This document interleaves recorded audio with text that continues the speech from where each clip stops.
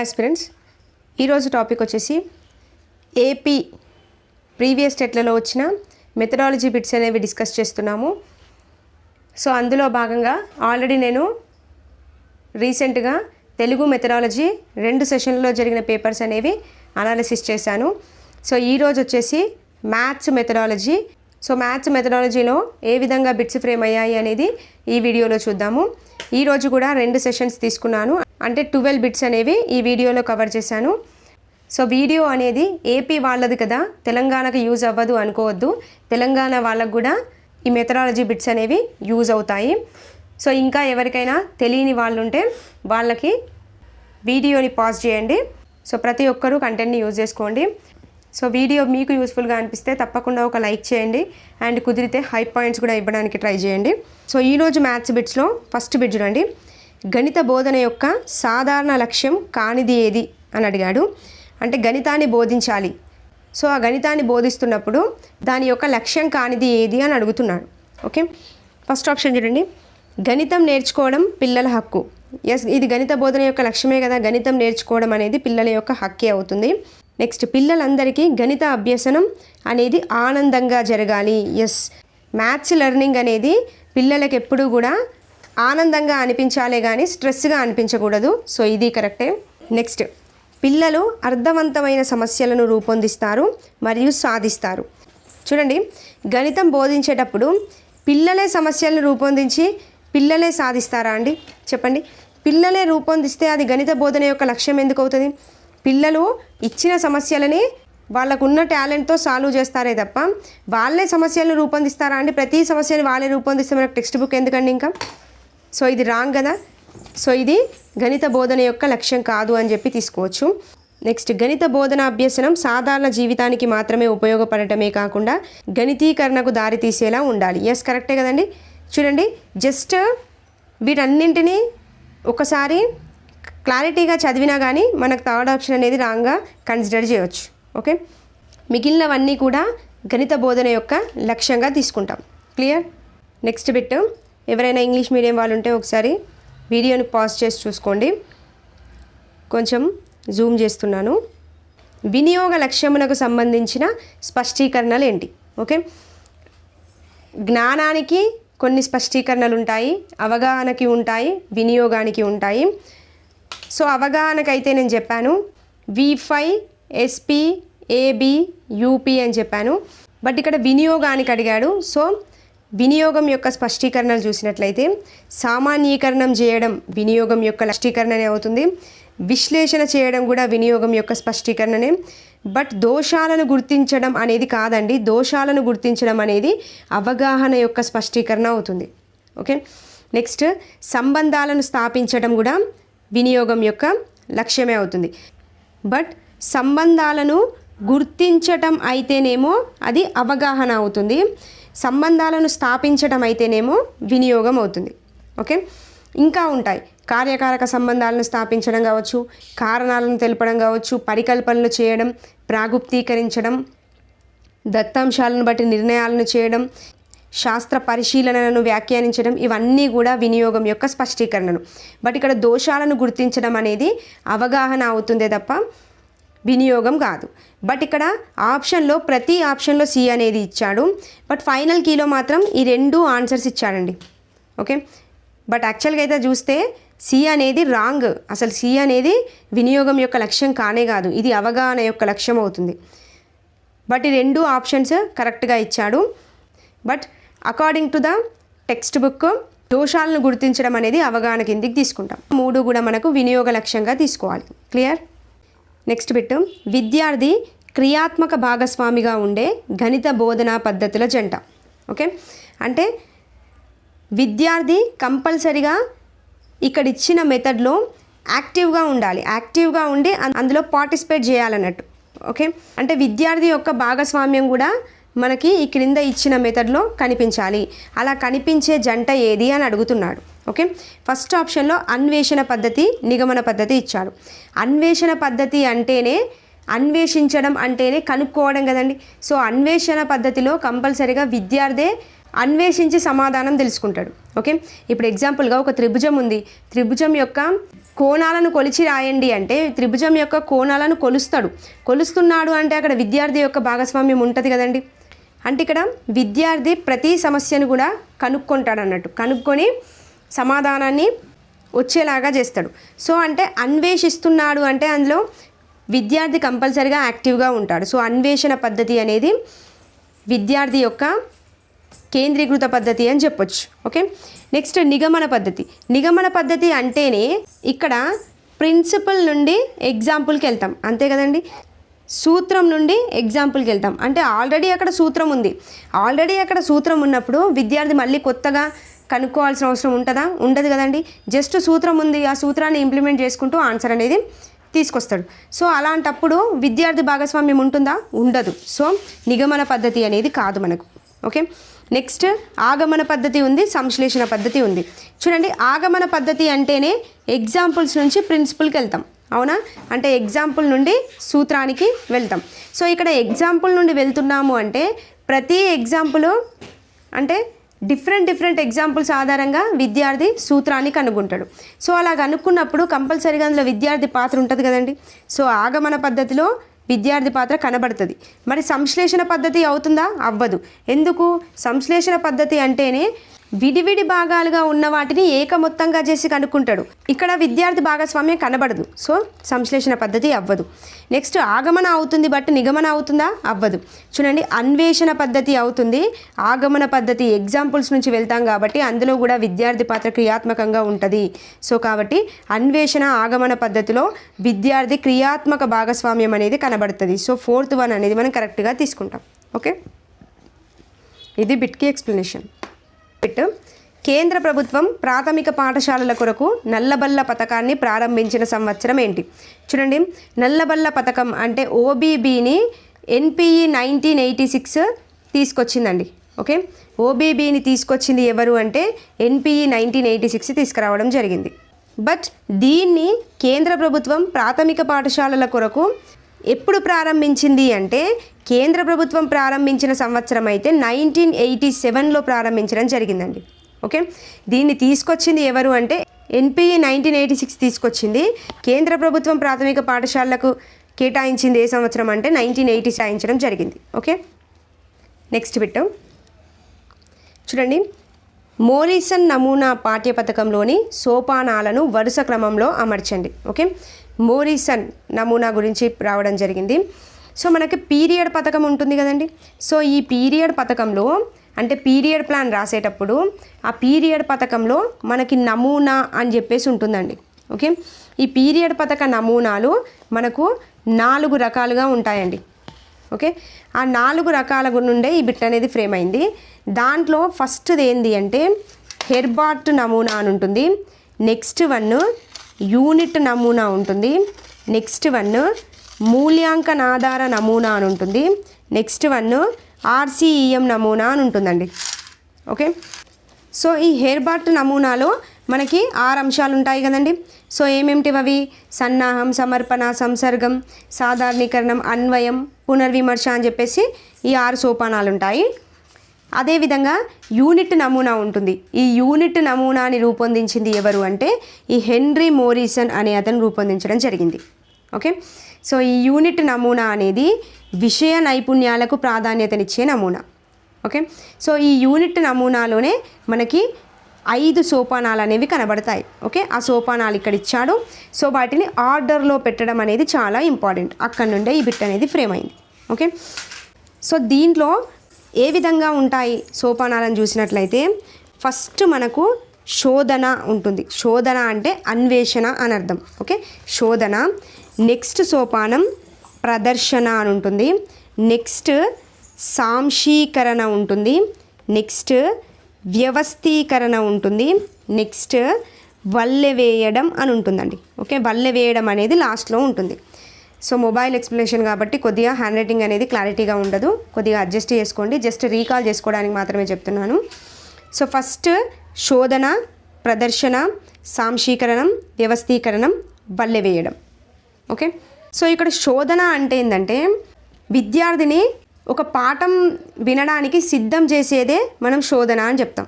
Okay, next ప్రదర్శనలో ఏం చేస్తారంటే మొత్తం మన బోధన జరిపే సోపానం మొత్తం ఎందులో కనబడుతుంది అంటే ప్రదర్శనలో కనబడుతుంది.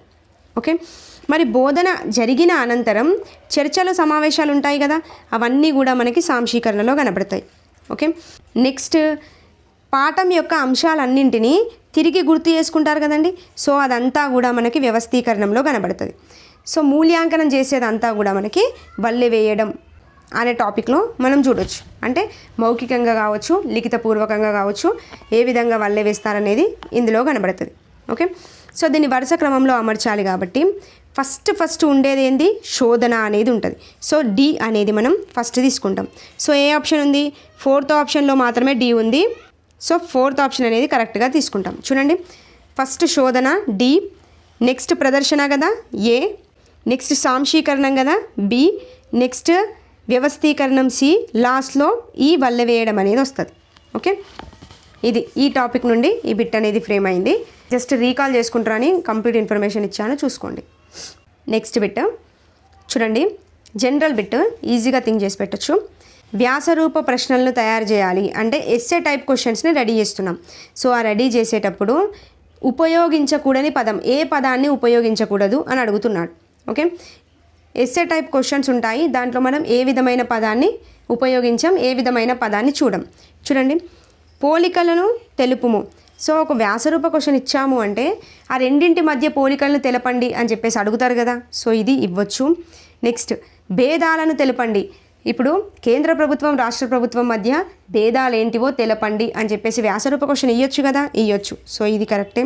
నెక్స్ట్ చర్చించుము. చూడండి, అసలు ఇది అవుతుందా అండి, అవ్వదు కదా, డిస్కషన్ అంట. ఇప్పుడు క్వశ్చన్ చర్చించండి అని చెప్పేసి ఇస్తారా అండి, ఇవ్వకూడదు కదా. డిస్కషన్ చేయండి అని చెప్పేసి క్వశ్చన్ ఏమైనా క్లారిటీ ఉంటుంది అసలు ఇస్తే, అలా ఇస్తే అసలు క్లారిటీయే ఉండదు. సో వ్యాసరూప క్వశ్చన్లో అది ఇవ్వకూడదు. ఇది ఇవ్వచ్చు కదా, విశదీకరించండి.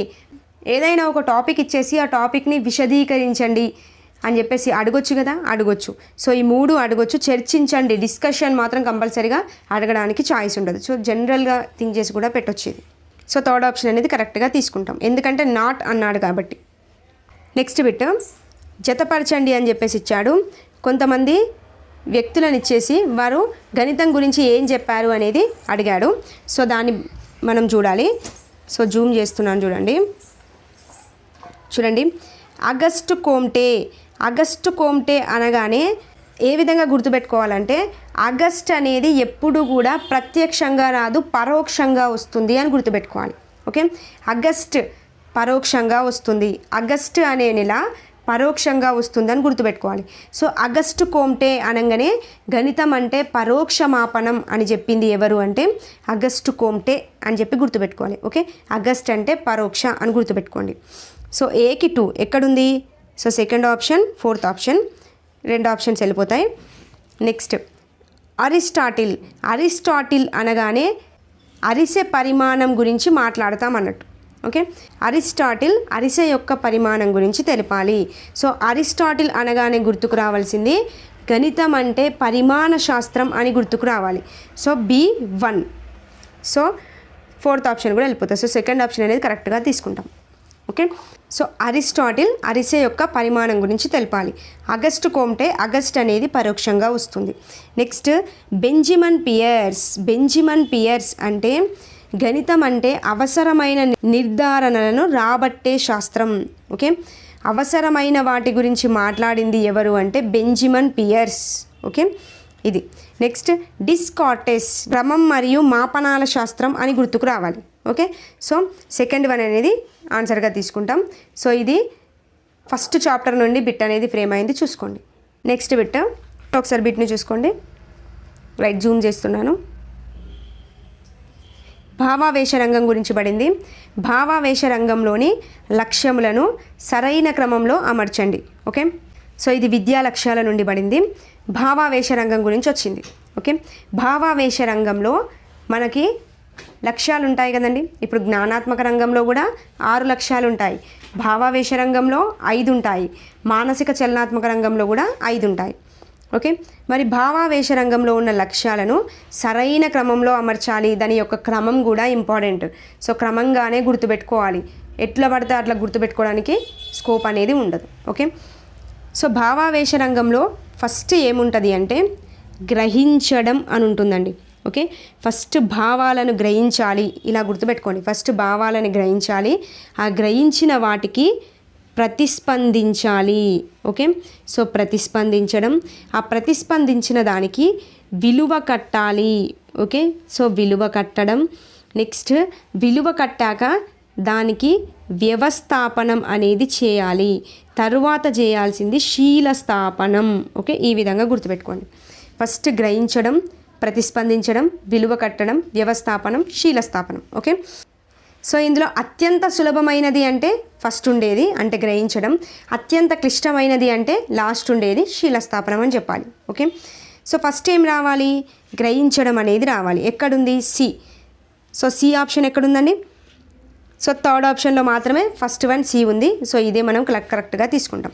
ఫస్ట్ గ్రహించడం, నెక్స్ట్ డి ప్రతిస్పందించడం, నెక్స్ట్ విలువ కట్టడం ఏ, నెక్స్ట్ వ్యవస్థాపనం ఈ, నెక్స్ట్ శీలస్థాపనం, లేదంటే దీన్నే లాక్షణీకరణం అని కూడా పిలుస్తారు. ఓకే, లాక్షణీకరణం అని కూడా పిలుస్తారు. సో బి అనేది మనం ఫైనల్గా తీసుకుంటాం. సో కంపల్సరీగా ప్రతి రంగంలో ఉన్న విద్యా లక్ష్యాలను ఆర్డర్ వైజ్లో గుర్తుపెట్టుకోండి. ఓకే, నెక్స్ట్ బిట్టు, సుదీర్ఘము ఎక్కువ సమయ వినియోగము కల గణిత బోధనా పద్ధతుల జంట ఏది? ఓకే, సుదీర్ఘంగా ఉండాలి. సో అంటే ఇప్పుడు ఇక్కడ రెండు క్వశ్చన్స్ ఉన్నాయి. సుదీర్ఘమైనది ఏది అని ఒక క్వశ్చను, ఎక్కువ సమయాన్ని వినియోగించే క్వశ్చన్ ఏది అనేది ఒక క్వశ్చన్. ఓకే, ఆ జంట గుర్తించాలండి. ఫస్ట్ ఆప్షన్ చూడండి, నిగమన పద్ధతి, ప్రయోగశాల పద్ధతి. ఫస్ట్ సుదీర్ఘమైనది కదా, సుదీర్ఘమైనది నిగమన పద్ధతి అవుతుందా? కాదు కదండి. నిగమన పద్ధతి అంటేనే ఆల్రెడీ ఇక్కడ ప్రిన్సిపల్ ఉంటుంది, అంటే సూత్రం అనేది ఉంటుంది. సూత్రం నుండి ఎగ్జాంపుల్కి వెళ్తాం. సో సూత్రం నుండి ఎగ్జాంపుల్కి వెళ్ళినప్పుడు అది సుదీర్ఘమైన పద్ధతి అవుతుందా? కాదు కదా. సో తీసేస్తాం. నెక్స్ట్ ఆగమన పద్ధతి అనేది సుదీర్ఘమైనదా? చూడండి, ఆగమన పద్ధతి అనేది ఎగ్జాంపుల్స్ నుంచి ప్రిన్సిపల్కి వెళ్తాం. సో ఎగ్జాంపుల్ నుంచి వెళ్తున్నాము అంటే ఆ సూత్రం వచ్చే వరకు ఎగ్జాంపుల్స్ని చేసుకుంటూ వెళ్తాం. సో ఇది చాలా సుదీర్ఘమైన పద్ధతిగా చెప్తాం. ఓకే, నెక్స్ట్ ఎక్కువ సమయ వినియోగం. చూడండి, విశ్లేషణ పద్ధతి. ఒక పద్ధతిని విశ్లేషణ చేయాలి అంటే ఫస్ట్ అక్కడ ఉన్నదాన్ని విడివిడి భాగాలుగా విడగొట్టాలి. విడివిడి భాగాలుగా విడగొడుతున్నాము అంటే దానికి ఎక్కువ సమయం తీసుకుంటుంది. సో ఎక్కువ సమయ వినియోగం అనేది విశ్లేషణ పద్ధతిలో తీసుకుంటాం, సుదీర్ఘమైన పద్ధతిని ఆగమన పద్ధతిగా తీసుకుంటాం. సో సెకండ్ ఆప్షన్ అనేది కరెక్ట్గా తీసుకోవాలి. ఓకే, సంశ్లేషణ పద్ధతి అనేది సుదీర్ఘమైనది కాదండి ఇక్కడ. సో సుదీర్ఘమైనది కాదు కాబట్టి థర్డ్ ఆప్షన్ వెళ్ళిపోతుంది, ఫోర్త్ ఆప్షన్ వెళ్ళిపోతుంది. ఓకే, ఆగమన పద్ధతి అనేది సుదీర్ఘమైనది, ఎక్కువ సమయ వినియోగం తీసుకునేది విశ్లేషణ పద్ధతిగా తీసుకుంటాం. ఓకే, జస్ట్ పద్ధతుల మీద గ్రిప్ ఉన్న ఈ బిట్కి ఈజీగా ఆన్సర్ చేయొచ్చు. ఓకే, అందుకే చెప్తున్నాను, గణిత బోధనా పద్ధతుల వేటిని కూడా అసలు బట్టి పట్టుకొని వెళ్ళకండి, కాన్సెప్ట్ బేస్డ్గా నేర్చుకొని వెళ్ళండి. ఎందుకంటే బట్టి పడితే మాత్రం ఒక్క బిట్టును కూడా ఆన్సర్ చేయలేము. చూడండి, క్వశ్చన్స్ చూస్తే మీకే అర్థమవుతుంది. నెక్స్ట్ బిట్, గణిత పేటికలోని సామాగ్రి రకాల సంఖ్య. ఓకే, మనకు గణిత పేటిక అని ఒకటి ఉంటుంది, నెక్స్ట్ గణిత పరికరాల పెట్టె అని ఒకటి ఉంటుందండి. ఈ రెండు కూడా డిఫరెంట్గా ఉంటాయి. ఈ రెండింటికి సిమిలారిటీ అనేది ఉండదండి.